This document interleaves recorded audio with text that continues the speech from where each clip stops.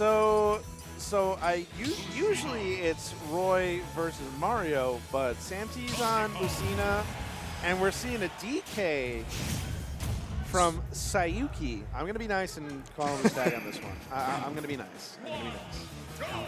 Okay. So I have not seen Sayuki's DK. I have seen SamteaSilver's Lucina, Marcina before. But I mean, with any of these characters that any of these guys touch, I just wait and push it. And this is going to be a lovely matchup, you know, playing as Lucina too, because you're going to have so many options to deal with DK off stage. You know, you're going to have counter to deal with DK's up B, and then also, you know, your back air as well. So I feel like it's going to be really important for Sayuki to stay on stage as long as he can. Yeah, and it's also hard to do, especially against Marcina, because the thing is that DK is just such a huge moving target. Yeah, it's gigantic. And you really don't need to do any sort of specific special spacing on the ground or in the air. All you really need to do is just kind of be in the ballpark, and usually it works. Yeah, and you know, Lucina also has, of course, disjoints with her sword as well that she can kind of play around with DK, even though, you know, DK has that gigantic foot. Yeah, that back air is nuts. Yeah, it's insane. But, you know, with Lucina having such a solid sword, and you're able to often outspace DK in a lot of situations. Went too low. It's tough. Yeah, that's great horizontal recovery, not so much vertical. Yeah, and I think he was trying to kind of mix it up a little bit and delay it, and it just didn't work out in his favor there. And another dash attack. Let's see. Good patience there. Wanted a neutral get up, letting that forward tilt rip. Coming back with that back air. He's got it charged up. Sayuki's not going to really go off stage. Just kind of lets Silver get back to ledge. And that's the counter I was talking about. No, and he can do that over and over with Bear. And this will probably be the end of the stock. Oh, but he mistimed it. Yeah. If you didn't mistime it, that would have been the end of the stock. Had to get up on that top platform just to be sure. That's what I was talking about with that counter. You know, you can constantly counter DK's up B, and there's nothing he can do about it at all. It's unfortunate, but it's really good for you, Lucina. And that nice ledge trump, yeah, that was really, really good. Again, it is going to DK's size. Yeah. Character that big, very easy to get into those offstage situations, and very susceptible to those kinds of tech situations. Yeah. This is not looking good. But again, kind of delaying the up B a little bit, but he's still in an offstage situation. SamteaSilver. There we go. Just playing it safe, getting the JV3. All he needed to do was knock him off stage once, and then just that was it, yeah. You know, he knocked him off at like 20 or 30, and then he just, from that, was getting a bunch of, you know, a couple of fairs, a couple of bears, and then when he knew that he could secure the F smash when Silver was recovering, or, you know, that was it. Yeah, DK life is rough. Yeah. Like now, don't get me wrong. DK can do some really, really impressive stuff, but for the most part, that life's rough. Yeah, and I mean that life is really, really tough. And when you're doing the Lucina matchup too, I feel like it's a tough matchup because Lucina, I've played against a lot of DKs in Smash 4, and the matchup is very similar.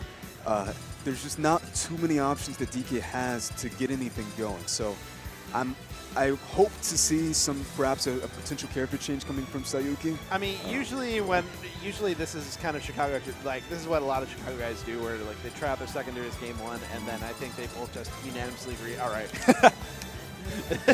we're going back to our mains. I mean, you know, honestly, who knows? Maybe we might be seeing it all. We might be seeing it until the last game. No, we're seeing it again. Wow, we're seeing it again. Maybe you saw some things in the first match that he could have perhaps adjusted. Or it might be the Battlefield counterpick. So DK on Battlefield is not that bad, but again, you're also taking Lucina to Battlefield, so kind of evens itself out. But we'll see. Especially since she can kind of press you on platforms with up tilt and then start juggling you off of that. She hits you with up tilt while you're on a platform. You're a DK, so you're going to be so big and just getting juggled for days. It's not fun. So far, getting off to a good start. Good down tilts, preventing him to get up onto the ledge. That was some nice pressure by Sayuki, keeping Silver close to ledge. He's playing a lot more patient now. Yeah.